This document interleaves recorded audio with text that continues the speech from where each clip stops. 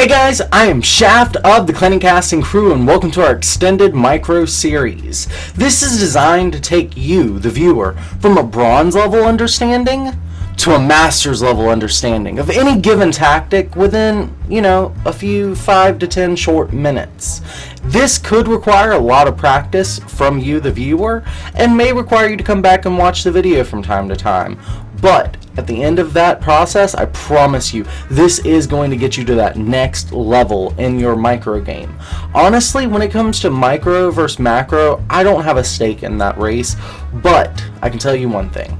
If you can macro and build 10 units, but you only save 2, then of course, you've lost 8 units if you forgot to macro. So macro is very, very important. However, as a content creator, I don't have the most amount of time to play as I used to, so I understand that sometimes it just gets overwhelming. If you can figure out some way of doing even the most basic micro and just not losing everything while you go home and macro, because again, this is a hard game, then I get it. I get your frustration, I understand, and I'm hopefully here to help you.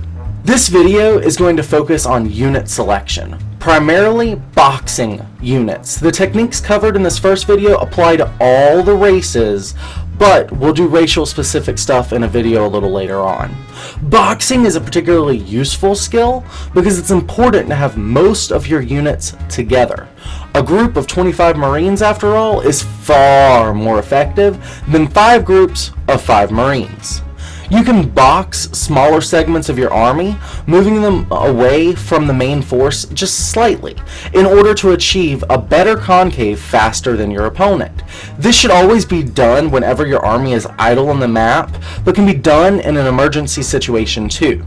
It's not uncommon, after all, to suddenly realize that your army is clumped up while traveling. If you are about to engage your opponent and cannot avoid it, boxing small clumps of units can be the difference in victory or defeat. In this example, Red splits off segments of his army to create gaps between his top group of Marines and the main group. Then he does the same to the bottom. This opens up gaps for the Marines in the back to fill, increasing the maximum damage per second of the army. After small boxing a group away, he selects the whole army with a hotkey and then 1A's behind his opponent, thus bringing the whole group to bear on his opponent's army. Pre-splitting is a great technique against area of effect and refers to when you take your army and begin to split it before a battle even occurs. This is great against things like laser beam eyes. And as you can see, the Terran is going to split into 3 main groups, moving across the map in a great centralized location. In the middle, though, the units are starting to clump up really heavily, but because the Colossi are not all targeting the middle, and instead having to get the flanks and the wings a little bit there, the infantry of the Terran is going to survive long enough to do enough damage here to these stalkers to eliminate that buffer and start getting some shots off on the Colossi.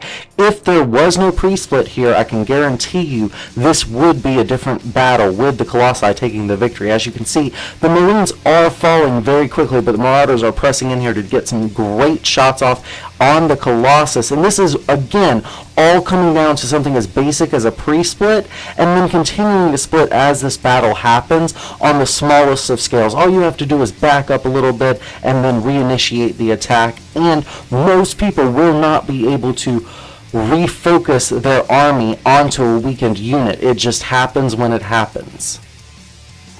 It is natural for your units to want to group up as you're moving across the map, as you're clicking one spot on the map and telling them all to gather around that spot. The best way to keep your units moving and staying spread out is to just do a pre-split ahead of time and then grab the flanks of the army and just keep them moved out into 3 points instead of 1 where you're right-clicking for your army. As you're seeing in this video here, the middle group is kind of moving straight across and the other 2 are coming in at an angle. But as you see, these units can still group up if you're not super careful. So here's a slow motion of this same technique where the top is being split off, then the bottom is being split off. Really, that's just to avoid any area of effect that could be out on the map. And you see what that looks like when we rewind it.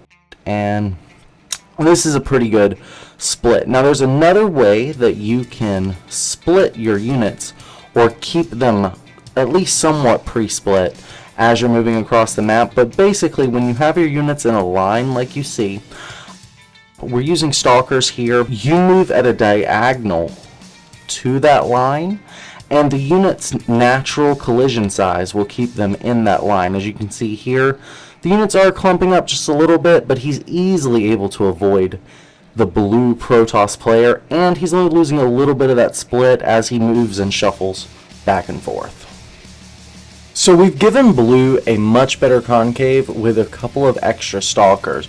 Red, on the other hand, is going to be microing back individual units. We want to show exactly how good it is to micro back individual units. You see the stalker in the middle actually caught here. This is a bit of a mistake. What you really want to do is to create enough of a gap so that stalkers can both exit and enter the battle at will. So essentially, if you can have one stalker's width between each of your own stalkers, you will not only have the best splits possible, like against Colossi or something like that, but you'll be able to save units in situations like that one we just saw. Now, clearly red is taking this battle, so we're going to rewind this and just show it to you at normal speed. Now, a big shout out to Disrespect, that's twitch.tv/disrespectsc2, and Arkham, that's twitch.tv/ArkhamSC, for doing this amazing demonstration. We will be coming back next week on Sunday, 5 p.m. Eastern Time, to show you the rest of these videos, guys. Check in then. Bye-bye. Do you have stem now? Yeah. Wait, no, okay. I still killed all your units. God, I'm so bad. This is why he needs I turned it off right when you went to use it. I actually pressed Z right when you turned it off. So Like, I didn't stim, but he did. He turned it on, I stimmed, he turned it off. That's not cool, Malcolm. That is not cool. Cheats, bro. Cheats. He likes me better because I'm the captain. You locked me out of my stim. Let's go. Let's go. Alright.